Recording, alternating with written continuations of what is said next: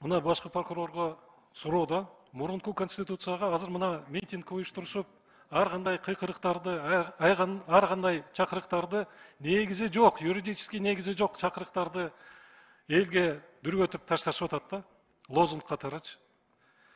Бирок могу жерде действительно мондай норма бар да, мурунку конституцияда эми жаңы конституция кабыл алынбайт деген нормасы бар, туурабы? Андай жол жок да, жаңы конституция кабыл алганы. Өзгөртүүлөрдү алса болот, бирок жаңы конституция алынбайт деп ошондой норма киргизген да. Кандай ой менен киргизген аны? Биз бардыгыбыз түшүнүп турабыз. Бирок мен сизге как башкы прокурор катары сизге кайрылып атам да, ошоночу. Любой мыйзамдын буква и дух деген болот да. Сиз ошол норма жөнүндө оюңузду, пикириңизди айтып коюңузчу азыр.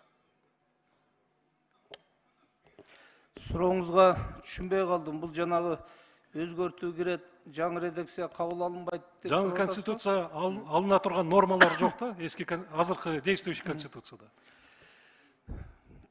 Ошого азыр упор болуп атпайбы? Жаңы конституция. Чындыгында сиз маанилүү суроону бердиңиз. 2010 жылы бардыгыбыздын эсибизде бул баш мыйзам кабыл алынып атканда бат-бат алмашпасын, biz 10 жыл мораторий коелу, баш мыйзам өзгөрбөсүн деген сөздөр болгон да, баарыбыз күбөбүз, референдум өткөн. Ал ошол референдум эмне менен өттү эле эстеп койсоңуз, мурунку конституциянын эрежелери менен болду беле же ал декрет менен гана согушта болуп аткан убакта кабыл алынган да. Азырда ошондой кырдаал, биз азыр тынчтык жол менен мына мамлекет айрыкча 6-чакырыштын депутаттары ар кандай сөздөр болот. Бирок мен ойлойм, келечекте сиздерди да тарых баалайт. Анткени ушул 5-октябрдан баштап көптөгөн тарыхый мамлекетке керектүү чечимдерди кабыл алдыңыздар. Бул конституцияны, баш мыйзамды кабыл алдагы ошондой вазипанын бирөөсү деп ойлойм сиздердикин. Конституцияда көрсөтүлгөн эмес. Мыйзам конституцияны толук кантип кабыл алышын. Өзгөртүү толуктоолор боюнча эрежелер бар.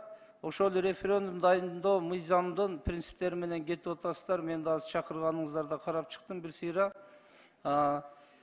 Референдум дайындоо мыйзамы мына 3 окууда кабыл алып атасыздар. Демилгелеп укуңуздардан пайдаланып демилгеледиңиздер. Конституциялык кеңешме түзүлдү. 3 ай, 4 айдан ашык мына талкуу кетип атат. Менимче кенен эле болду да талкуулар. Эми бул норма жок болгондон кийин жаңы конституцияны кабыл алуу. Мыйзамды билесиздер, 50%дан өткөндөн ал жаңы мыйзам деп аталат. Бул жаңы мыйзам болуп калды, демек референдум жолу менен эл басым берет. Эртең эл макул деп добуш берсе, бул баш мыйзам кабыл алынат.